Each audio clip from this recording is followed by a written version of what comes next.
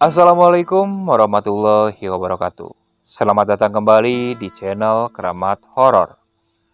Kali ini saya akan membagikan sebuah kisah. Kisah ini dialami oleh salah seorang narasumber ketika dia kemah waktu SMA.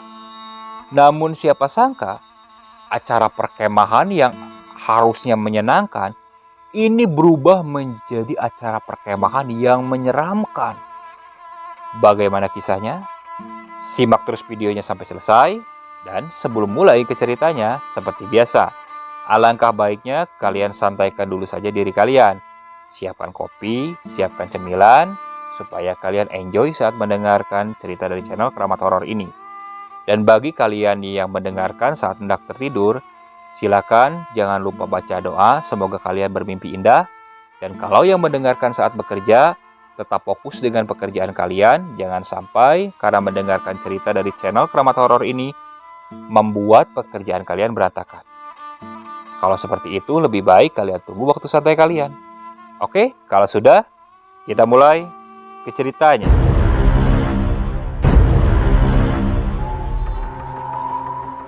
Peristiwa ini aku alami di tahun 2008. Sebut saja namaku Aji.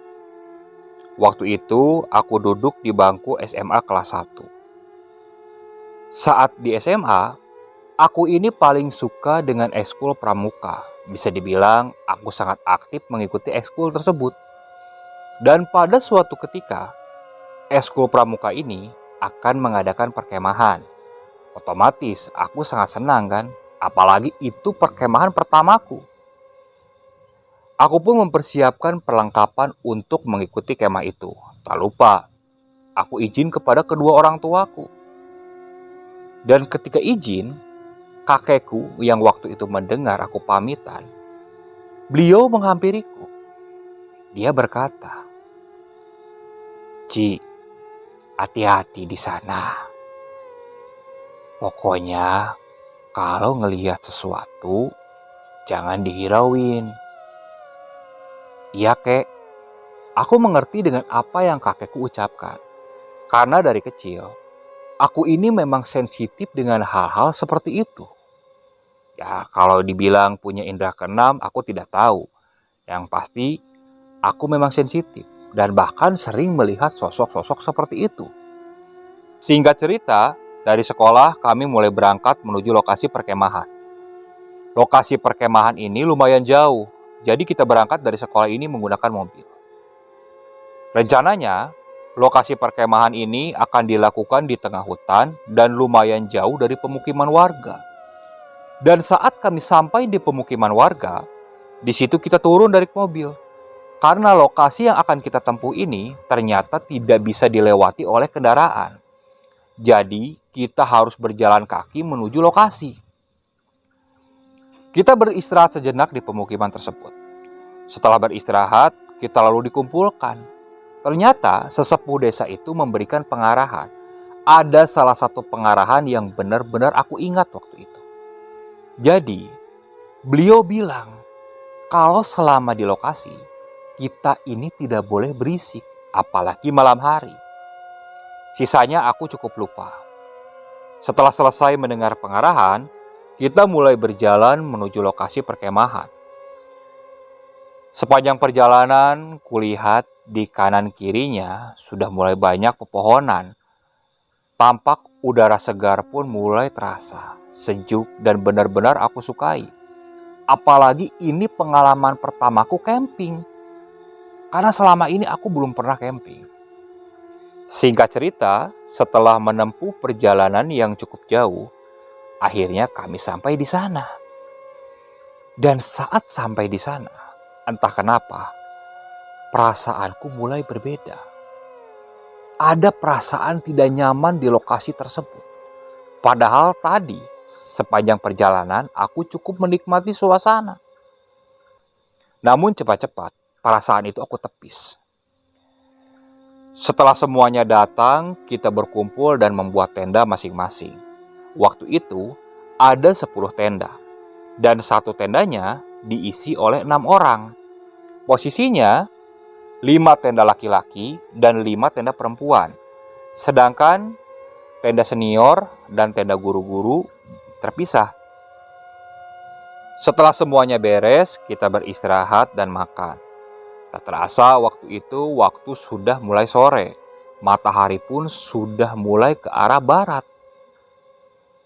Dan ketika maghrib tiba, kami mulai melaksanakan sholat. Setelah sholat, kita beristirahat sampai isya. Dan selepas isya, kami mulai dikumpulkan. Di situ senior memberi pengarahan.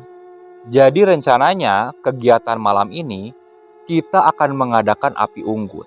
Dan saat api unggun menyala, setiap regu di tenda akan menyuguhkan hiburan. Di situ aku benar-benar bingung. Padahal tadi ketika di pemukiman warga, sesepuh desa bilang supaya pada malam hari kita tidak boleh berisik.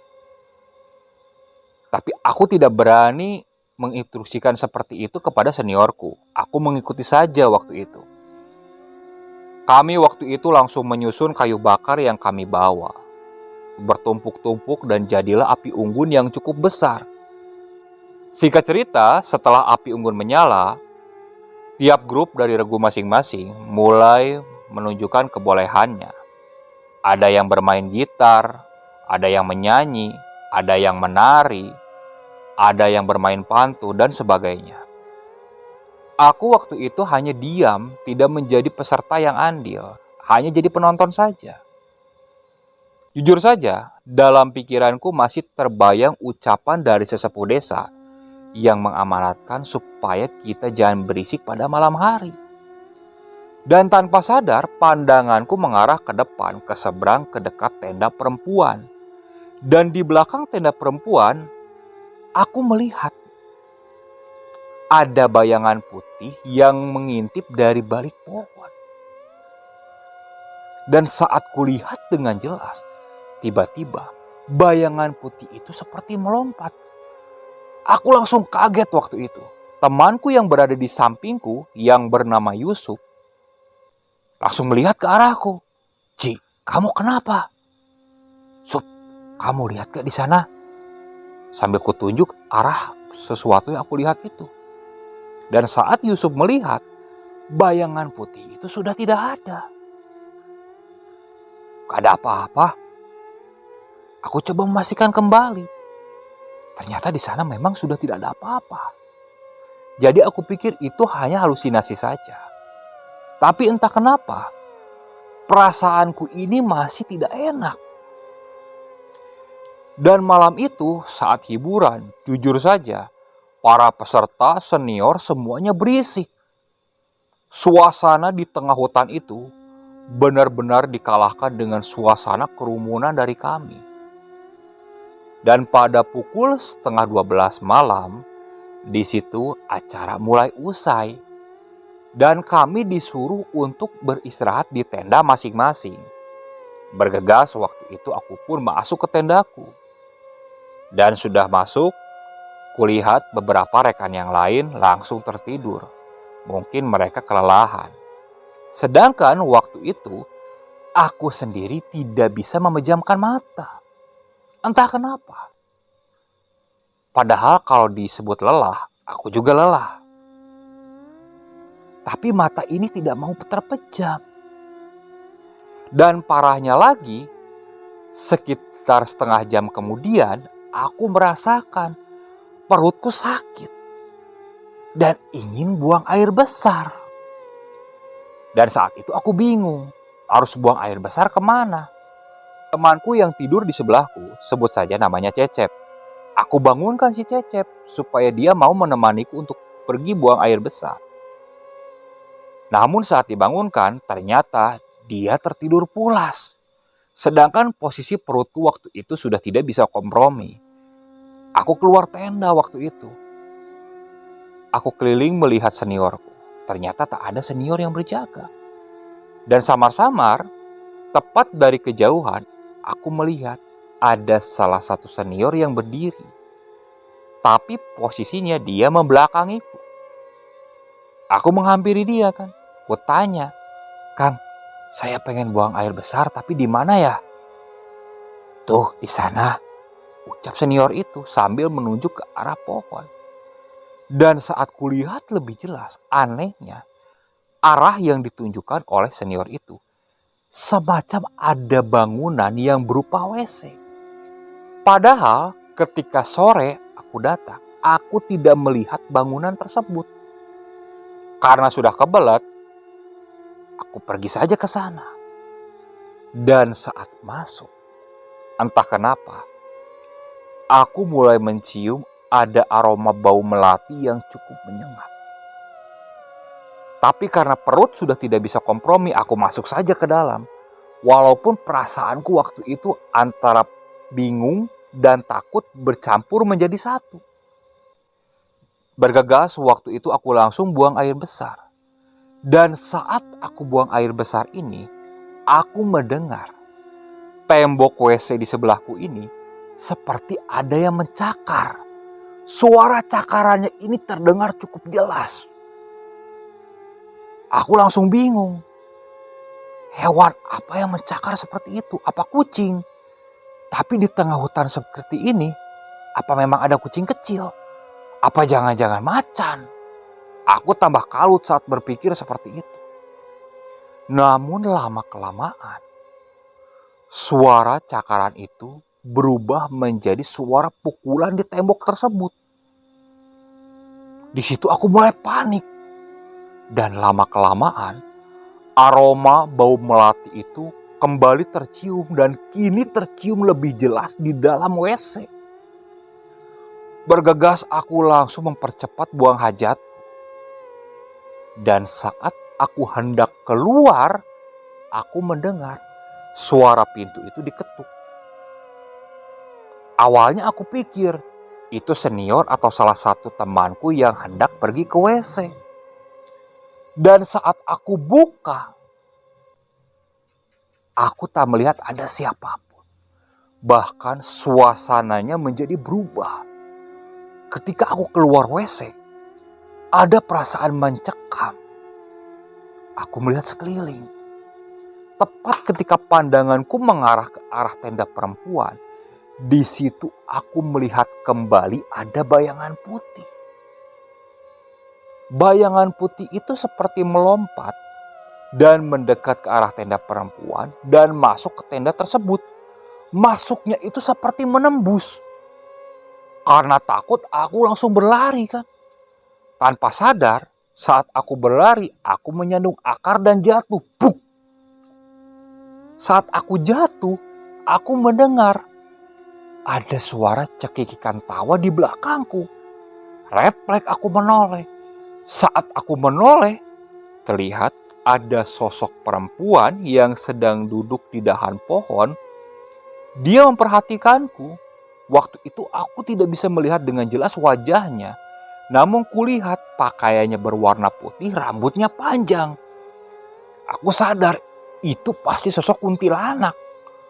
Aku langsung lari tanpa berteriak kan. Takutnya bikin heboh. Berlari masuk ke tenda. Di tenda, posisi teman-temanku masih tertidur. Belum sempat aku merebahkan diri, aku mendengar ada suara teriakan dari tenda perempuan. Teriakannya cukup kencang.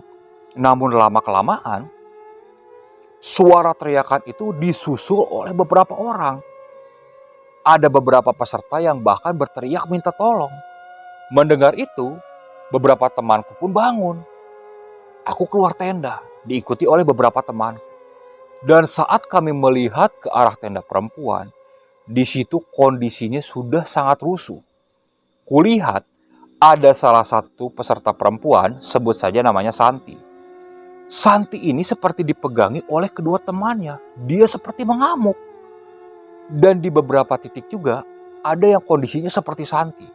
Para senior dan guru-guru pun langsung menghampiri ke arah tenda perempuan. Kami pun berlari ke sana.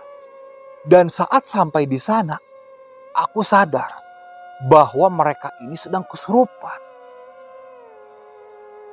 Di situ aku diam saja memperhatikan. Beberapa senior dan guru-guru coba menyadarkan orang yang kesurupan itu. Beberapa di antaranya sudah sembuh. Namun naasnya, Santi yang waktu itu dipegangi oleh temannya, teman yang memeganginya itu tidak kuat. Mereka seperti dibanting dan Santi ini berlari ke arah hutan. Di situ langsung panik. Kami para laki-laki tanpa dikomando langsung mengejar Santi. Anehnya, Santi ini berlari cukup kencang. Padahal waktu itu jujur saja, aku dan Cecep ini adalah orang yang berlari cukup cepat. Namun kami tidak bisa mengejar si Santi. Santi ini berlari seperti melayang. Tapi kami tidak putus asa. Kami terus kejar si Santi ini. Tanpa sadar, kami sudah berlari cukup jauh meninggalkan perkemahan. Dan saat sampai di suatu batu besar, di situ Santi diam. Aku dan Cecep langsung menghentikan langkah. Saat menoleh ke belakang, ternyata rekan-rekan yang lain cukup jauh dari kami. Dan yang dekat posisinya dengan Santi itu hanya aku dan Cecep. Di situ aku mulai takut kan. Apalagi si Cecep yang posisinya diam di belakangku. Malah seperti mendorongku ke arah si Santi. Santi waktu itu mendadak naik langsung ke atas batu. Dia duduk dengan posisi kaki diangkat. Layaknya penguasa yang duduk di singgasana. Awalnya aku terus saja didorong Cecep. Hingga tiba-tiba si Santi ini langsung ketawa. Tawanya ini benar-benar mengerikan. Seakan itu bukan suara Santi. Aku langsung mundur kan. Cecep pun tanpa dikomando mengikuti mundur. Kulihat ada beberapa guru yang berlari dan mulai mendekat ke arah kami. Ada perasaan tenang. Guru itu langsung mendekat ke arah Santi. Santi, turun. Santi ini terus tertawa seperti itu. Guru itu berusaha naik ke batu untuk meraih si Santi. Namun si Santi malah melompat langsung tepat ke arah depanku. Kulihat matanya tajam. Dia menatap ke arahku dan melotot. Jantungku langsung berdebar hebat waktu itu. Badanku langsung lemas. Aku tidak bisa bergerak sama sekali. Namun dengan cepat, dua guru waktu itu langsung menangkap Santi. Santi mengamuk dan terus beracau seperti itu. Dengan susah payah, kami coba bawa Santi ke tenda. Dan di sana pun, guru-guru itu berusaha untuk mengobati Santi. Ada yang memegangi tangannya, memegangi kakinya. Salah satunya memegangi kepala Santi. Cukup lama, guru-guru itu berusaha mengobati Santi. Dan akhirnya, Santi dapat sadar. Posisi waktu itu aku berada di luar tenda dan memperhatikan tenda di mana Santi diobati. Saat Santi sadar, aku melihat ada bayangan hitam yang cukup besar itu keluar dari tenda dan pergi begitu saja ke arah hutan. Aku tidak melihat lebih jauh lagi, hanya sekelebat saja. Setelah itu, guru-guru lalu menyuruh kami untuk beristirahat di tenda masing-masing dan tidak keluar sama sekali. Kami langsung masuk ke tenda masing-masing. Posisi waktu itu kami sudah tertidur dan terbangun, pasti mata sulit untuk terpejam. Jadi di dalam tenda kita berbincang-bincang. Posisi tenda tempatku diam, itu sebelah sananya pintunya tidak ditutup, jadi terbuka. Dan aku menghadap ke arah pintu tersebut sambil berbincang dengan Cecep dan rekan-rekan yang lain. Di sela-sela kami berbincang, aku melihat. Dari kejauhan, aku melihat ada bayangan putih yang melompat. Bodohnya aku malah penasaran. Aku berjalan mendekat ke arah pintu tenda. Teman-temanku waktu itu tidak ada yang menanyakan, mereka diam saja. Dan saat aku melihat keluar tenda, di situ kulihat. Di pinggiran hutannya, di balik pohon, itu banyak makhluk yang mengawasi kami. Dan salah satunya, makhluk yang tinggi besar, yang terus memperhatikan ke arah kerumunan kami. Aku langsung loncat ke belakang. Kusuruh temanku langsung menutup tenda tersebut. terlihat wajahku pucat. Bahkan si Cecep yang melihat wajahku langsung pucat, dia bertanya, "Ci, kamu lihat apa?" Aku hanya menggeleng waktu itu.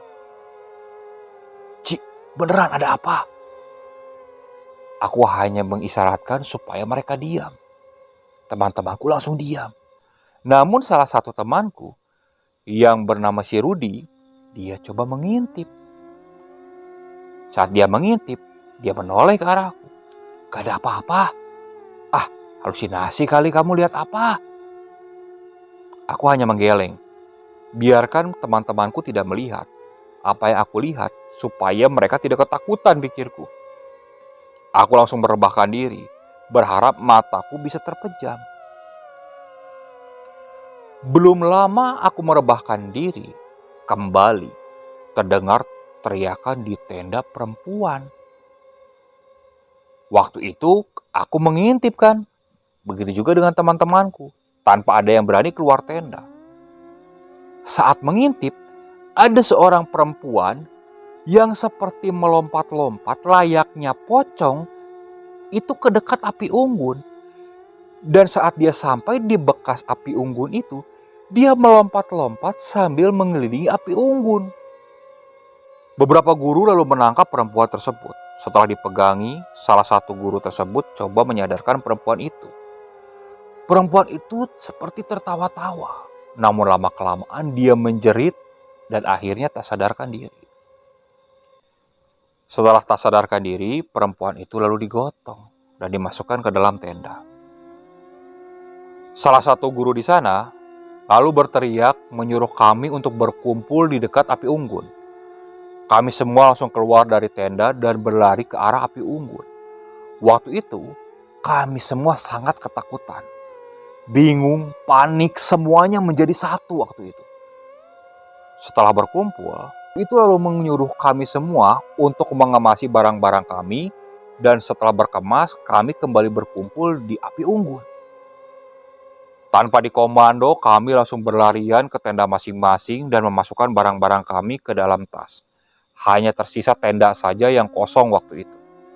Setelah itu kami berkumpul, dan ternyata malam itu juga kami harus meninggalkan tempat tersebut menuju pemukiman warga.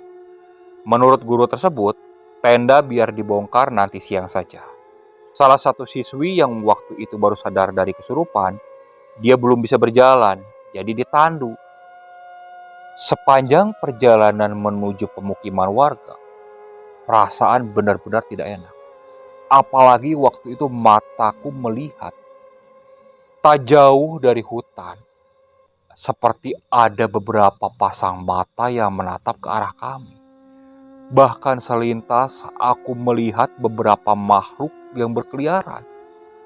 Tapi sepertinya rekan-rekan yang lain tidak melihatnya. Aku juga berusaha untuk tak menghiraukan pandanganku itu.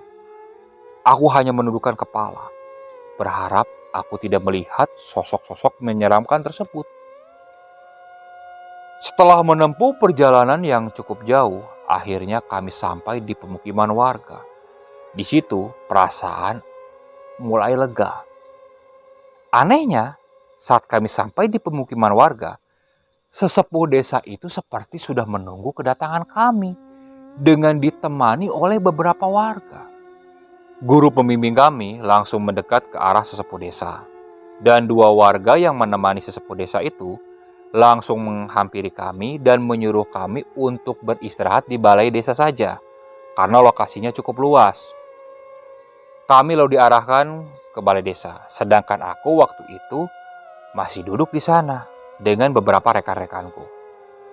Saat sedang duduk ini, aku menguping pembicaraan sesepuh desa dengan pembina kami. Di situ aku mendengar sesepuh desa bilang bahwa makhluk penguasa di sana sepertinya terganggu dengan kedatangan kami, apalagi kami yang berisik di sana. Dan itu dirasakan oleh sesepuh desa. Jadi dia memutuskan untuk ke sana dengan beberapa warga. Khawatirnya ada sesuatu yang tidak diinginkan terjadi. Untungnya, pembina kami tanggap dan membawa pulang kami semua. Kalau saja tidak, bisa jadi kejadian yang lebih fatal akan terjadi. ucap sesepuh desa kepada pembina tersebut. Aku terus saja menguping. Tiba-tiba aku dikagetkan oleh seniorku yang menyuruhku untuk pergi ke balai desa. Kulihat di sana, ternyata hanya tersisa aku, Cecep, dan Rudi. Kami lalu bangkit dan berjalan ke balai desa. Setelah itu, aku tidak bisa mendengar kembali percakapan antara sesepuh desa dengan pembina kami. Sepanjang perjalanan menuju balai desa, aku, Cecep, dan Rudi berbicara perihal ucapan sesepuh desa itu dengan pembina kami. Hingga akhirnya kami sampai di balai desa. Sekitar 10 menit kemudian, para guru pun sudah berkumpul di sana. Pembina kami lalu menyuruh kami untuk beristirahat. Dan kegiatan selanjutnya akan diadakan di pemukiman warga. Untuk masalah tenda, nanti ada beberapa perwakilan yang akan pergi ke tengah hutan untuk membongkar tenda. Itu juga akan dilakukan pada pukul 9 pagi. Karena merasa badan yang sudah sangat lelah, akhirnya kami tertidur di sana. Singkat cerita, pagi hari, aku menjadi salah satu perwakilan yang akan pergi ke tengah hutan tersebut. Ditemani oleh beberapa senior dan 2 orang pembina, kami berangkat ke sana. Setelah menempuh perjalanan yang cukup jauh, akhirnya kami sampai di sana. Kami mulai membongkar tenda. Setelah selesai membongkar tenda, di situ aku melihat sekeliling. Tapi aku tidak bisa melihat bangunan WC yang tadi malam aku gunakan untuk buang air besar. Aku bingung kan. Perasaan dari tendaku itu jaraknya tidak terlalu jauh. Karena penasaran, aku ingat-ingat langkahnya dan patokannya. Dan ketika sampai di sana, ternyata itu hanya sebuah semak-semak dengan ada 2 batu kecil di sampingnya. Tepat di situ ada bekas kotoran. Aku kaget, bingung waktu itu. Kenapa bisa tadi malam itu tampak seperti WC? Untung saja malam tadi tidak terjadi sesuatu kepada aku. Bergegas waktu itu aku langsung berlari dari lokasi tersebut kan. Rekan-rekan yang lain yang sudah selesai membereskan tenda, lalu berjalan meninggalkan tempat tersebut. Singkat cerita, kami sudah berkumpul kembali di pemukiman warga. Hari itu kegiatan terfokus untuk hiburan dan game saja. Jadi tujuannya supaya kami melupakan rasa ketakutan kami tadi malam. Dan pada pukul 4 sore, kami mulai berkemas untuk pulang ke rumah masing-masing. Tak lupa kami juga berterima kasih kepada para warga di sana yang sudah membiarkan kami istirahat di tempatnya tersebut. Waktu itu aku masih penasaran sebenarnya dengan apa yang ada di tengah hutan tersebut. Kenapa di sana banyak makhluk yang menakutkannya? Namun pertanyaan itu tidak bisa terjawab. Sampai aku pulang, aku sempat menanyakan ke pembinaku. Namun pembinaku tetap saja menutup mulut. Dia tidak mau menceritakan sebenarnya apa yang ada di sana. Oke, sekian untuk cerita kali ini. Saya mohon maaf apabila masih banyak pengucapan atau penataan kalimatnya yang kurang enak didengar. Apabila ada kritik dan sarannya, silakan kalian bisa cantumkan di kolom komentar. Tak lupa saya ucapkan terima kasih kepada para penonton yang masih terus setia mengikuti cerita dari channel Keramat Horor ini. Semoga kalian selalu diberikan kesehatan, dilancarkan rezekinya, dan dijauhkan dari musibah. Dan bagi para penonton yang masih belum subscribe, alangkah baiknya kalian klik tombol subscribe-nya supaya kami bisa terus bersemangat untuk membawakan cerita-cerita lainnya. Terus ikuti cerita yang dibawakan oleh channel Keramat Horor ini. Assalamualaikum warahmatullahi wabarakatuh.